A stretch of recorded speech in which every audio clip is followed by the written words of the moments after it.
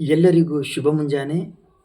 ಇಂದು 15 February 2025. ಈ ಒಂದು ದಿನ ಭಾರತೀಯ ಹಿಂದೂ ಧರ್ಮದ, ಅಂದರೆ ಸನಾತನ ಧರ್ಮದ ಹಲವಾರು ಪ್ರಸಿದ್ಧ ಧಾರ್ಮಿಕ ಸಾಮಾಜಿಕ ಸುಧಾರಕರಲ್ಲಿ ಒಬ್ಬರಾದಂತಹ ಶ್ರೀ ಸಂತ ಸೇವಾಲಾಲ್ ಮಹಾರಾಜರ 286ನೇ ಜಯಂತಿಯನ್ನು ದೇಶದ ಹಲವೆಡೆ ಅತಿ ವಿಜೃಂಭಣೆಯಿಂದ ಆಚರಣೆ ಮಾಡಲಾಗ್ತಾ ಇದೆ. ಈ ಒಂದು ಜಯಂತಿಯ ನಿಮಿತ್ತ ನಾವು ಯೋಚನೆ ಮಾಡಬೇಕಾದದ್ದು ಏನಂದರೆ, ಇಂತಹ ಮಹಾನುಭಾವರ, ಉದಯೋನ್ಮುಖ ಪುರುಷರ ಜಯಂತಿಯನ್ನು ನಾವು ಆಚರಣೆ ಮಾಡುವುದರ ಹಿಂದಿನ ಕಾರಣವೇನು? ಯಾಕೆ ನಾವು ಇಂಥ ಒಂದು ಮಹಾನ್ ಪುರುಷರ ಜಯಂತಿಯನ್ನು ಆಚರಣೆ ಮಾಡ್ತಾ ಇದ್ದೀವಿ ಈಗಿನ ದಿನಮಾನಗಳಲ್ಲಿ? ಅಂದರೆ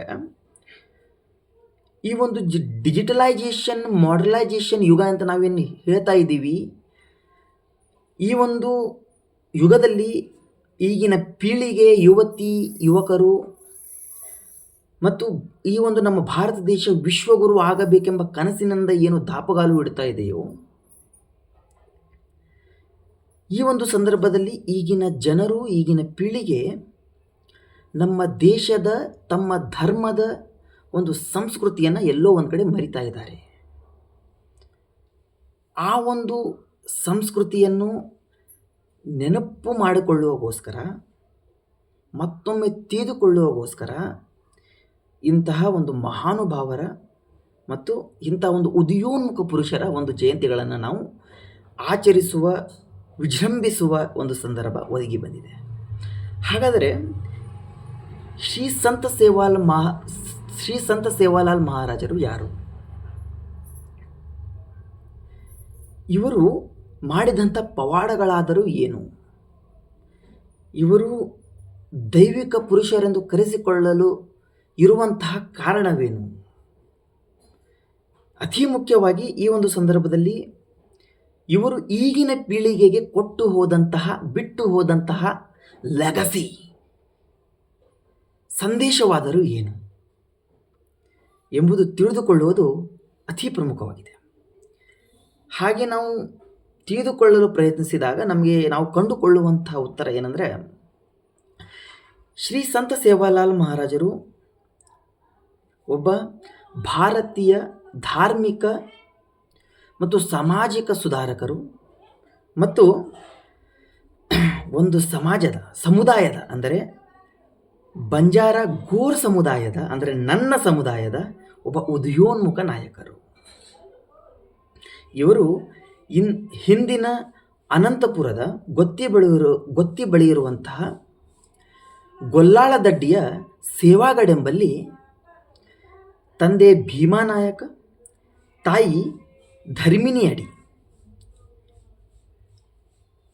ಅವರ ಈ ಒಂದು ದಂಪತಿಗಳಿಗೆ ಜಗದಂಬಾ ದೇವಿಯ ವರಪುತ್ರನಾಗಿ ಜನಿಸಿದವರು ಶ್ರೀ ಸಂತ ಸೇವಾಲಾಲ್ ಮಹಾರಾಜರು.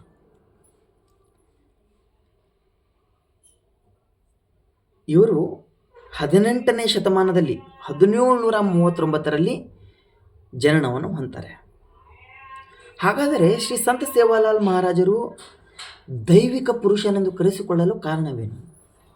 ಅವರು ಮಾಡಿದಂಥ ಪವಾಡವಾದರೂ ಏನು ಎಂಬುದು ಒಂದು ಚಿಕ್ಕದಾದಂತಹ, ಒಂದು ತುಂಬ ಸುಂದರವಾದಂತಹ ಪ್ರಶ್ನೆ. ಆ ಒಂದು ಪ್ರಶ್ನೆಗೆ ಉತ್ತರ ಇವೇನೆಂದರೆ,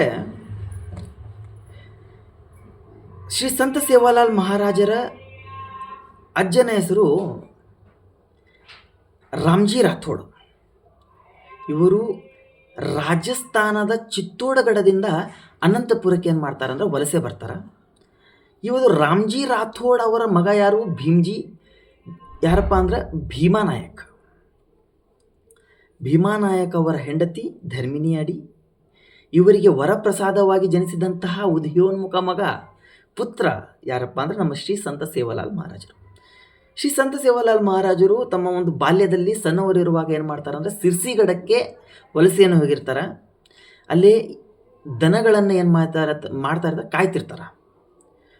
ಆ ಒಂದು ಸಂದರ್ಭದಲ್ಲಿ ಹೊಳೆ ದಂಡಿ ಬಳಿ ಏನು ಮಾಡ್ತಾರೆ ಅಂದ್ರೆ ಅವರು ಕೂಡ ಒಬ್ಬ ಜಗದಂಬಾ ದೇವಿಯ ಒಂದು ಮಹಾಭಕ್ತರಾಗಿರ್ತಾರೆ. ಅದಕ್ಕೆ ಅವ್ರು ಏನು ಮಾಡ್ತಾರೆ ಅಂದರೆ, ಮಣ್ಣು ಮತ್ತು ಗೋಧಿಯಿಂದ ಒಂದು ಶೀರಾವನ್ನು ರೆಡಿ ಮಾಡ್ತಾರೆ, ಶೀರಾ ತಯಾರಿಸ್ತಾರೆ. ಆ ಒಂದು ಶೀರಾವನ್ನು ಭಕ್ತಿಯಲ್ಲಿ ಲೀನರಾಗಿ ದೇವಿಗೆ ಅರ್ಪಿಸ್ತಾರೆ. ಆ ಒಂದು ಬಾಲ್ಯಾವಸ್ಥೆಯಲ್ಲಿರುವಂಥ ಶ್ರೀ ಸಂತ ಸೇವಾಲಾಲ್ ಮಹಾರಾಜರ ಭಕ್ತಿಯನ್ನು ಕಂಡಂಥ, ಭಕ್ತಿಗೆ ಒಲಿದಂತಹ ಜಗದಂಬಾದೇವಿ ಅವರಿಗೆ ದರ್ಶನವನ್ನು ನೀಡ್ತಾರೆ. ಈ ಒಂದು ಮೊಟ್ಟ ಮೊದಲ ಪವಾಡ ಅವರಿಗೆ ದೈವಿಕ ಪುರುಷ ಎಂದು ಕರೆಸಿಕೊಳ್ಳಲು ಕಾರಣವಾಗ್ತದೆ. ಇಂಥ ಹಲವು ಲೀಲೆಗಳು, ಹಲವು ಪವಾಡಗಳನ್ನು ಇವರು ಮಾಡಿದ್ದಾರೆ. ಅಂದಾಗೆ ಅವರು ಗಂಡನ್ನು ಹೆಣ್ಣನ್ನಾಗಿ ಮಾಡಿದಂಥ ಪವಾಡಗಳನ್ನು ಕೂಡ ನಾವು ಕೇಳಿದ್ದೇವೆ. ಇಂಥ ಹಲವು ಪವಾಡಗಳನ್ನು ಅವ್ರು ಮಾಡಿದ್ದಾರೆ. ಆದರೆ ಈ ಒಂದು ಸಂದರ್ಭದಲ್ಲಿ ನಾವು ತಿಳಿದುಕೊಳ್ಳಬೇಕಾದ ಪ್ರಮುಖ ಅಂಶ ಅವರ ಪವಾಡಗಳಲ್ಲ, ಅವರು ಈಗಿನ ಪೀಳಿಗೆಗೆ ಬಿಟ್ಟು ಹೋದಂಥ ಸಂದೇಶಗಳು. ಈಗಿನ ಪೀಳಿಗೆ, ಈಗಿನ ಯುವ ಪೀಳಿಗೆ, ಈಗಿನ ಜನರು ಯಾವ ರೀತಿ ಇರಬೇಕು ಎಂಬುದನ್ನು, ಅವರ ಒಂದು ಉದ್ದೇಶಗಳನ್ನು ಏನು ಬಿಟ್ಟು ಹೋಗಿದಾರಲ್ಲ ಅದನ್ನು ನಾವು ತಿಳಿದುಕೊಳ್ಳಬೇಕಾಗ್ತದೆ. ಅವು ಏನಂದ್ರೆ ಅವನು ಒಂದೊಂದಾಗಿ ನಾವು ತಿಳಿದುಕೊಳ್ಳುತ್ತಾ ಹೋಗೋಣ. ಒಂದೇದು ಏನು ಹೇಳ್ತಾರಂದ್ರೆ, ನಿಮ್ಮ ಕುಟುಂಬಕ್ಕೆ ಸೇವೆ ಸಲ್ಲಿಸುವಂತೆ ಸಮಾಜಕ್ಕೆ ಸೇವೆ ಸಲ್ಲಿಸಿ ಅಂತ ಹೇಳ್ತಾರೆ. ಏನು? ನಿಮ್ಮ ಕುಟುಂಬಕ್ಕೆ ಸೇವೆ ಸಲ್ಲಿಸಿದಂತೆ ಸಮಾಜಕ್ಕೆ ಸೇವೆ ಸಲ್ಲಿಸಿ ಅಂತ ಹೇಳ್ತಾರೆ ಅವರು. ಅದರ ಅರ್ಥ ಇಷ್ಟ, ಈಗಿನ ಒಂದು ಸಂದರ್ಭಗಳಲ್ಲಿ, ಈಗಿನ ಒಂದು ದಿನಮಾನಗಳಲ್ಲಿ ನೀವು ಮನುಷ್ಯರು ಭಾಳ ಸ್ವಾರ್ಥಿ ಆಗಿಬಿಟ್ಟಾರ. ಹೆಂಗಂದ್ರೆ ನಾವೊಬ್ಬ ಉದ್ಧಾರ ಆದ್ರೆ ಸಾಕಪ್ಪ, ಬೇರೆದವ್ರು ಏನು ಮಾಡ್ಕೊಂಡು ಹೋಗಲಿ, ನಮಗೇನು ಸಂಬಂಧ ಇಲ್ಲ ಎಂಬುದು ಮನುಷ್ಯನಲ್ಲಿ ಸ್ವಾರ್ಥ ಎಂಬುದು ಭಾಳ ಆಗಿಬಿಟ್ಟದ. ಆದರೆ ಶ್ರೀ ಸಂತ ಸೇವಾಲಾಲ್ ಮಹಾರಾಜರು ಏನು ಹೇಳ್ತಾರಂದರೆ, ನೀನು ಒಬ್ಬ ಮಹಾನ್ ಪುರುಷನಾಗಿ ಬೆಳಿಬೇಕಂದ್ರೆ ನಿನ್ನ ಜೊತೆ ನಿನ್ನ ಸುತ್ತಮುತ್ತಲಿರುವವರನ್ನು ಕೂಡ ನೀನು ಬೆಳೆಸ್ಕೊಂಡು ಹೋಗಬೇಕು. ಅಂದಾಗ ಮಾತ್ರ ನಿನ್ನ ಹುಟ್ಟಿಗೆ ಒಂದು ಅರ್ಥ ಸಿಗ್ತದ ಅಂತ ಹೇಳ್ತಾರೆ ಅವರು. ಅದಕ್ಕೆ ಈ ಒಂದು ಮಾತನ್ನು ಅವ್ರು ಹೇಳಿರೋದು. ಎರಡನೇದಾಗಿ ನೋಡ್ತಾ ಹೋದಾಗ, ಯಾವುದೇ ಕಾರಣಕ್ಕೂ ಯಾರ ಮೇಲೆ ತಾರತಮ್ಯ ಮಾಡಲು ಹೋಗಬೇಡ, ಯಾರ ಮೇಲೂ ತಾರತಮ್ಯ ಎಸಗಬೇಡ ಅಂತ ಹೇಳ್ತಾನೆ. ನಾ ಹಿಂದೆ ಹೇಳಿದಾಗೆ ಮನುಷ್ಯ ಯಾವ ರೀತಿ ಸ್ವಾರ್ಥಿಯಾಗಿಬಿಟ್ಟಿದ್ದಾನೆಂದರೆ, ತಾನು ಇಷ್ಟಪಟ್ಟದನ್ನು ಪಡೆಯೋಗೋಸ್ಕರ ಯಾವ ಹಂತಕ್ಕೂ ಕೂಡ ಇಳಿಯಲು ಸಿದ್ಧನಾಗ್ಬಿಟ್ಟಿದ್ದಾನೆ. ಇವನ್ ಕೊಲೆ ಮಾಡೋಕ್ಕೂ ಕೂಡ ಏನು ಮಾಡೋಂಗಿಲ್ಲ ಅಂದರೆ ಹೇಸಂಗಿಲ್ಲ ಅಂಥ ಮನುಷ್ಯನಾಗ್ಬಿಟ್ಟಿದ್ದಾನೆ. ಇಂಥ ಸಂದರ್ಭದಲ್ಲಿ ಅವ್ರೇನು ಹೇಳ್ತಾರಂದರೆ, ನೀನು ಬೇರೆಯವರಿಗೆ ಒಳಿತನ್ನು ಬಯಸೋದಿಲ್ಲ ನಿಜ, ಆದರೆ ಎಂದಿಗೂ ಕೆಡಕನ್ನು ಕೂಡ ಬಯಸಕ್ಕೆ ಹೋಗಬೇಡ. ನಿನ್ನಷ್ಟು ನಾನು ಇದ್ದು ಬಿಡು, ಹೊರತಾಗಿ ಬೇರೆಯವರಿಗೆ ಕೆಡಕನ್ನು ಬಯಸಕ್ಕೆ ಹೋಗಬೇಡ ಅಂತ ಹೇಳ್ತಾರೆ ಅವರು. ಆವಾಗ ಮಾತ್ರ ನೀವೊಬ್ಬ ಮಹಾನ್ ಪುರುಷನಾಗಿ ಬೆಳೆಯಲು ಸಾಧ್ಯವಾಗ್ತೀವಿ ವಿನಃ ನೀವೊಬ್ಬರಿಗೆ ಕೆಡಕನ್ನು ಬಯಸಿದರೆ ಇದೊಂದು ಕಾಲಚಕ್ರ ನಿನಗೆ ಹೊಳ್ಳೆ ಬಂದೇ ಬರುತ್ತಾ, ನಿನಗೆ ಕೂಡ ಇದರ ಒಂದು ಪ್ರಭಾವ ಗೊತ್ತಾಗ್ತದ, ನೀನು ಕೂಡ ಮುಂದೆ ಜೀವನದಲ್ಲಿ ಅನುಭವಿಸ್ತೀಯಾ. ಒಮ್ಮೆ ನೀನು ಬೇರೆಯವರಿಗೆ ತಾರತಮ್ಯ, ಬೇರೆಯವರಿಗೆ ಕೆಡಕನ್ನು ಬಯಸಿದ್ದೇ ಆದಲ್ಲಿ ಅಂತ ಹೇಳ್ತಾರೆ ಅವರು. ಮತ್ತೇನು ಹೇಳ್ತಾರೆ ಅಂದರೆ ಶ್ರೀ ಸಂತ ಸೇವಾಲಾಲ್ ಮಹಾರಾಜರು, ಪ್ರಕೃತಿಯನ್ನು ಆರಾಧಿಸು ಮಾನವ, ಪ್ರಕೃತಿಯಿಂದ ಬೇರ್ಪಡಬೇಡ. ಮನುಷ್ಯಾಗ ರೊಕ್ಕ ಭಾಳ ಬೇಕಾಗೈತ್ರಿ. ಸಾವುಕಾರ ಆಗ್ಬೇಕನ್ನತ್ತಾನು, ಶ್ರೀಮಂತನಾಗ್ಬೇಕನ್ನತ್ತಾನು, 2 BMW ಕಾರುಗಳ, ಫರಾರಿ ಕಾರುಗಳ ತೊಗೋಬೇಕು, ಬಿಲ್ಡಿಂಗ್ಗಳು ಕಟ್ಟಿಸ್ಬೇಕನ್ನತ್ತಾನ. ಆದ್ರೆ ಅವ್ನು ಒಂದು ಗೊತ್ತಾಗುವತ್ತು, ಇದು ಯಾವುದೂ ಶಾಶ್ವತ ಅಲ್ಲ. ಆ ಒಂದು ಇಂಥವೆಲ್ಲ ಶ್ರೀಮಂತ ಆಗಬೇಕು ಒಂದು ಆಶೆಯಿಂದ ಏನು ಮಾಡಾಕತ್ತಾನ, ಪ್ರಕೃತಿಯನ್ನು ನಾಶ ಮಾಡ್ತಾ ಇದ್ದಾನೆ. ಅದರಿಂದ ಅವ್ನಿಗೆ ಏನಾಗತ್ತೆ ಗೊತ್ತಾಗತ್ತೆ, ಅದರಿಂದ ಅವನು ಅನುಭವಿಸ್ತಾ ಇದ್ದಾನೆ, ಅವ್ನು ಗೊತ್ತಾಗ್ತಾ ಇಲ್ಲ. ಅವನಿಗೆ ಹಲವು ರೋಗ ರುಜಿನಗಳು ಬರಾಕತ್ತಾವು, ಅವನು ನೆಮ್ಮದಿಯಾಗಿಲ್ಲ. ಕಾರಣ ಏನು? ಪ್ರಕೃತಿ ನಾಶ ಮಾಡಾಕತ್ತಾನ. ಅವನಿಗೆ ಬೇಕಾಗುವಂಥ ಆಮ್ಲಜನಕ ಸಿಗ್ತಾ ಇಲ್ಲ, ಭಾಳ ಪ್ರಕೃತಿ ಕಲುಷಿತವಾಗ್ತಾ ಇದೆ. ಅದು ಇಂಡೈರೆಕ್ಟ್ಲಿ ಅವನ ಆರೋಗ್ಯಕ್ಕೆ ಏನು ಮಾಡ್ತಾ ಇದೆ, ಪ್ರಭಾವ ಬೀರ್ತಾ ಇದೆ. ಅದಕ್ಕೆ ಶ್ರೀ ಸಂತ ಸೇವಾಲಾಲ್ ಮಹಾರಾಜರು ಆವಾಗಲೇ ಹೇಳೋಗಿದ್ದಾರೆ, ಏನು? ಪ್ರಕೃತಿಯನ್ನು ಆರಾಧಿಸು ಮಾನವ, ಅದರಿಂದ ಬೇರ್ಪಡಬೇಡ ಅಂತ ಹೇಳ್ತಾನೆ. ಮುಂದೆ ಹೋಗ್ತಾ ಹೋಗ್ತಾ ಶ್ರೀ ಸಂತ ಸೇವಾಲಾಲ್ ಮಹಾರಾಜರು ಹೇಳ್ತಾರೆ, ಮಾನವ, ಮಹಿಳೆಯರನ್ನು ಗೌರವಿಸು. ಏನು ಮಾಡು? ಮಹಿಳೆಯರನ್ನು ಗೌರವಿಸು. ಪ್ರತಿ ಹುಡುಗಿ, ಪ್ರತಿ ಹೆಣ್ಣು ಮಕ್ಕಳಲ್ಲಿ ದೇವತೆಯನ್ನು ಕಾಣು ಅಂತ ಹೇಳ್ತಾನೆ. ಏನು ಹೇಳ್ತಾರೆ? ಮನುಷ್ಯ, ನೀನು ಹೆಣ್ಮಕ್ಕಳನ್ನು ಗೌರವಿಸು. ಪ್ರತಿ ಹೆಣ್ಣು ಮಕ್ಕಳಲ್ಲಿ, ಪ್ರತಿ ಹುಡುಗಿಯರಲ್ಲಿ ಏನು ಕಾಣಬೇಕು? ನಾನು ದೇವತೆಯನ್ನು ಕಾಣಬೇಕಂತಾನೆ. ಈಗಿನ ಮನುಷ್ಯ ಯಾವ ರೀತಿ ಆಗಿಬಿಟ್ಟಿದಾನಂದ್ರೆ, ಎಲ್ಲರಂತಲ್ಲ, ಕಾಮುಕತೆ, ಅಟ್ರಾಕ್ಷನ್ ಅಂತ ಮನುಷ್ಯ ಭಾಳ ಮಾರಿ ಹೋಗ್ಬಿಟ್ಟಿದ್ದಾನೆ. ಯಾವ ರೀತಿ ನಿನಗೆ ಜನ್ಮ ನೀಡಿದಂಥ ತಾಯಿ ದೇವತೆಯೋ, ನಿನಗೆ ದೇವರು, ಅದೇ ರೀತಿ ಸಮಾಜದಲ್ಲಿರುವ ನಿನ್ನ ಸುತ್ತಮುತ್ತಲಿರುವಂತಹ ಪ್ರತಿಯೊಂದು ಹುಡುಗಿಯಲ್ಲಿ, ಪ್ರತಿಯೊಂದು ಹೆಣ್ಣು ಮಗಳಲ್ಲಿ ನೀನು ದೇವತೆಯನ್ನು ಕಾಣಬೇಕು, ಅವರನ್ನು ಗೌರವಿಸಬೇಕು. ಅಂದಾಗ ಮಾತ್ರ ನೀನು ಕಂಡಂತಹ ಕನಸು ನನಸಾಗುವಲ್ಲಿ ಇದು ಬಹಳ ಒಂದು ಪ್ರಮುಖವಾದ ಪಾತ್ರ ವಹಿಸ್ತದ. ನೀನು ಒಬ್ಬ ಉತ್ತಮ ಜೀವಿಯಾಗಿ ಸಮಾಜದಲ್ಲಿ ಹೊರಹೊಮ್ತೀಯ, ಹೆಸರನ್ನು ಗಳಿಸ್ತೀಯ ಅಂತ ಶ್ರೀ ಸಂತ ಸೇವಾಲಾಲ್ ಮಹಾರಾಜರು ಹೇಳ್ತಾರೆ.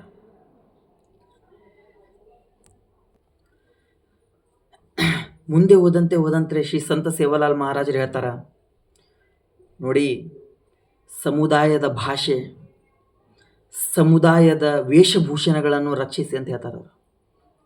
ಏನಾಗ್ತಾ ಇದೆ ಅಂದರೆ, ಈಗಿನ ಜನ್ರೇಷನ್ದಾಗ, ಈಗಿನ ಪೀಳಿಗೆದಾಗ ಏನಾಗ್ತಾ ಇದೆ ಅಂದರೆ, ಮನುಷ್ಯ ಸಾಲಿ ಕಲಿಯಾಕತ್ತಾನ, ಎಜುಕೇಷನ್ ಭಾಳ ಇಂಪಾರ್ಟೆಂಟ್ ಆಗೈತಿ. ಹೌದು, ಎಜುಕೇಷನ್ ಇಂಪಾರ್ಟೆಂಟ್ ಐತಿ.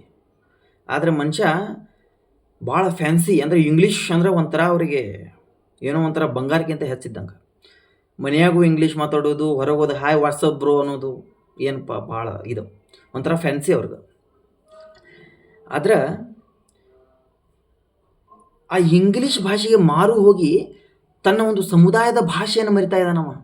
ಮನ್ಯಾಗ ಕೂಡ ಮಾತಾಡಂಗಿಲ್ಲ ರೀ ಒಬ್ಬೊಬ್ರ, ನಾಚಿಕೆ ಬರ್ತೈತೆ ಅನಿಸ್ತೈತೆ ಅವ್ರಿಗೆ. ಅದನ್ನು ಬಿಡಬೇಕು.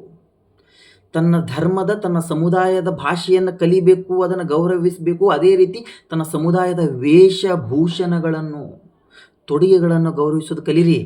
ಯಾಕಂದ್ರೆ ಲಾಸ್ಟಿಗೆ, ಕೊನೆಗೆ ನೀವು ಮರಣವನ್ನು ಹೊಂದಿದಾಗ ಎಲ್ಲರೂ ಹೇಳುವುದು ಏನಪ್ಪ ಅಂದ್ರೆ, ಹೌದಪ್ಪ ಇವನು ಈ ಸಮುದಾಯಕ್ಕೆ ಸೇರಿದವನಾಗಿದ್ದ, ತುಂಬ ಒಳ್ಳೆಯ ವ್ಯಕ್ತಿಯಾಗಿದ್ದ. ಯಾರು ಅನ್ನಂಗಿಲ್ಲ ಇವ್ ಇಂಗ್ಲೀಷ್ ಬರ್ತೈತು, ಇವ್ ಬರ್ತಿರ್ಕಿಲ್ಲಪ್ಪ, ಇವ್ ಹುಟ್ಟಿದಾಗ ಇವಂಗೆ ಇಂಗ್ಲೀಷ್ ಬರ್ತಿರ್ಕಿಲ್ಲೋ, ಇವ್ ಅನ್ಪಡಿದ್ದಂತ ಯಾರು ಹೇಳಂಗಿಲ್ಲ. ಇವ್ ಮನುಷ್ಯ ಇದ್ದ, ಈ ಸಮುದಾಯದವಪ್ಪ, ಅವ ಭಾಳ ಒಳ್ಳೆ ಮನುಷ್ಯ, ಅದನ್ನೇ ಹೇಳ್ತಾರೆ ಹೊರತಾಗಿ ನಿನಗೆ ಇಂಗ್ಲೀಷ್ ಬರ್ತೈತೋ, ನಿನಗೆ ಯಾವ ಬೇರೆ ಭಾಷೆ ಬರ್ತೈತೋ ಅನ್ನೋದು ಇಂಪಾರ್ಟೆಂಟ್ ಅಲ್ಲ. ನಿನ್ನ ಸಮುದಾಯದ ಭಾಷೆಯನ್ನು ಗೌರವಿಸೋದನ್ನು ಕಲಿ, ನಿನ್ನ ಸಮುದಾಯದ ವೇಷಭೂಷಣಗಳನ್ನು ಗೌರವಿಸೋದು ಕಲಿ ಅಂಥೇಳಿ ನಮ್ಮ ಶ್ರೀ ಸಂತ ಸೇವಾಲಾಲ್ ಮಹಾರಾಜರು ಹೇಳ್ತಾರೆ. ಮುಂದೆ ಹೋದಂತೆ ಹೇಳ್ತಾರೆ ಅವರ, ವರದಕ್ಷಿಣೆ ವಿರುದ್ಧ ಹೋರಾಡು. ವರದಕ್ಷಿಣೆ ರೀ ಭಾಳ ಹೊಲಸಾಗ್ಬಿಟ್ಟೈತಿ. ವರದಕ್ಷಿಣೆಯಿಂದ ಈಗಿನ ಎಷ್ಟೋ ಹೆಣ್ಣು ಮಕ್ಕಳು ನೇಣಿಗೀಡಾಗ್ತಾ ಇದ್ದಾರೆ, ಆತ್ಮಹತ್ಯೆ ಮಾಡ್ಕೊಳ್ತಾ ಇದ್ದಾರೆ. ನಾನು ಈಗಿನ ಪ್ರತಿಯೊಬ್ಬರಿಗೂ ಗಂಡು ಮಕ್ಕಳಿಗೆ ಹೇಳೋದು ಒಂದೇ, ವರದಕ್ಷಿಣೆ ತಗೋರಿ. ನಾ ಇಲ್ಲೇನಾಗತ್ತಿಲ್ಲ, ಯಾರು ತಗೋಬೇಡ್ರೆ ಕೇಳಂಗಿಲ್ಲ ಈಗಿನ ಜನ್ರೇಷನ್ದಾಗ.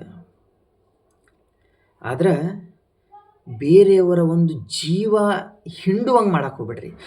ನಿಮ್ಮ ಒಂದು ಕಾಟದಿಂದ ಬೇರೆಯವರು ತಮ್ಮ ಒಂದು ಜೀವನ ಕಳೆದುಕೊಳ್ಳುವಂತೆ ಮಾಡಕ್ಕೆ ಹೋಗ್ಬೇಡ್ರಿ ಅನ್ನೋದು ಒಂದೇ ನನ್ನ ಒಂದು ಕಳಕಳೆಯ ವಿನಂತಿ. ಕೊನೆಗೆ ಹೇಳ್ತಾರೆ ಶ್ರೀ ಸಂತ ಸೇವಾಲಾಲ್ ಮಹಾರಾಜರು, ಇಷ್ಟೆಲ್ಲ ಒಂದು ಧರ್ಮ ಉಪದೇಶಗಳ ನಂತರ ಹೇಳ್ತಾರೆ, ಮನುಷ್ಯ ಸಾಯುವ ಮುಂಚೆ ಯಾರ ಮೇಲೂ, ಸಮಾಜಕ್ಕೂ ಅಥವಾ ಯಾರ ಮೇಲೂ ಯಾರಿಗೂ ಭಾರವಾಗಿ ಸಾಯಕ್ಕೆ ಹೋಗಬೇಡ, ಸಮಾಜಕ್ಕೆ ಭಾರವಾಗಿ ಸಾಯಕ್ಕೆ ಹೋಗಬೇಡ ಅಂತ ಹೇಳ್ತಾನವ. ಅಂದ್ರೆ ನೀವು ಹುಟ್ಟಿ ಅಂದ ಕೂಡಲೇ ಹುಟ್ಟಿದ ಮೇಲೆ ಏನಾದರೂ ಒಂದು ಸಾಧಿಸು, ಏನಾದರೂ ಒಂದು ಗಳಿಸು, ಹೆಸರು ಮಾಡು, ಹೊರತಾಗಿ ಸಾಯುವವರೆಗೂ ಯಾರ ಮೇಲೆ ಡಿಪೆಂಡೆಂಟ್ ಆಗಬೇಡ, ಭಾರವಾಗಬೇಡ. ಹಾಗೆ ಆಗಿದ್ದೇ ಆದಲ್ಲಿ, ನೀನು ಭಾರವಾಗಿದ್ದೇ ಆದಲ್ಲಿ ನಿನ್ನ ಹುಟ್ಟಿಗೆ, ನಿನ್ನ ಜನ್ಮಕ್ಕೆ ಏನೂ ಅರ್ಥವಿಲ್ಲ. ನಿನ್ನ ಹುಟ್ಟಿಯೂ ಏನಪ್ಪ ಅಂದರೆ ವ್ಯರ್ಥ ಅಂತ ಹೇಳ್ತಾರೆ ಅವರು. ಅದಕ್ಕೆ ಶ್ರೀ ಸಂತ ಸೇವಾಲಾಲ್ ಮಹಾರಾಜರು ಇಂತಹ ಒಂದು ವಿಸ್ಮಯಕಾರಿಯಾದಂತಹ, ಸುಂದರವಾದಂತಹ ಧರ್ಮೋಪದೇಶಗಳನ್ನು ಕೊಟ್ಟೋಗಿದ್ದಾರೆ. ನಾವು ಇವುಗಳನ್ನೆಲ್ಲ ಪಾಲಿಸಬೇಕು. ಇವುಗಳನ್ನೆಲ್ಲ ಏನು ಮಾಡಬೇಕಂದ್ರೆ ನಮ್ಮ ಜೀವನಗಳಲ್ಲಿ ಅಳವಡಿಸಿಕೊಳ್ಳಬೇಕು. ಅಂದಾಗ ಮಾತ್ರ ಇವರು ಮಾಡಿದಂತಹ ಪವಾಡಗಳಿಗೆ, ಸಾಧನೆಗಳಿಗೆ ಒಂದು ಅರ್ಥ ಬರ್ತದೆ. ಇವರು ನಮ್ಮ ಒಂದು ಸಮುದಾಯದ ನಾಯಕರಾಗಿದ್ದಕ್ಕೂ ಒಂದು ಅರ್ಥ ಬರ್ತದೆ. ಇಂತಹ ಒಂದು ಮಹಾನ್ ಕಾರ್ಯಗಳನ್ನು ಮಾಡಿದಂತಹ ಪವಾಡ ಪುರುಷರ ರಾದಂತಹ ಶ್ರೀ ಸಂತ ಸೇವಾಲಾಲ್ ಮಹಾರಾಜರು 1806 4 ಡಿಸೆಂಬರಲ್ಲಿ ರೂಹಿಗಢಲ್ಲಿ ಮರಣವನ್ನು ಹೊಂತಾರ, ದೇಹ ತ್ಯಾಗವನ್ನು ಮಾಡ್ತಾರೆ. ಆದರೂ ಇಂತಹ ನಾಯಕರನ್ನು ಪಡೆದಂತಹ ನಾವು ತುಂಬ ಪುಣ್ಯವಂತರು. ಅದಕ್ಕೆ ಕೊನೆಗೆ ಒಂದು 2 ಮಾತು ಹೇಳಿ ಮುಗಿಸ್ತೀನಿ. ಏನಾದರೂ ಮಾಡಿರಿ, ಯಾರ ಮೇಲೆ ಭಾರ ಆಗಕ್ಕೆ ಹೋಗ್ಬೇಡ್ರಿ. ಇಂತಹ ಮಹಾನುಭಾವರ ಜೀವನ ಚರಿತ್ರೆಗಳಿಂದ ಮೋಟಿವೇಟ್ ಆಗಿರಿ, ಸಾಧನೆ ಮಾಡುವಲ್ಲಿ ದಾಪುಗಾಲಿಡ್ರಿ ಅಂತ ಹೇಳ್ತಾ ನನ್ನ 2 ಮಾತುಗಳಿಗೆ ಚುಕ್ಕೆಯನ್ನು ಇಡ್ತೇನೆ, ವಿರಾಮವನ್ನು ಇಡ್ತೇನೆ. ನಮಸ್ಕಾರ.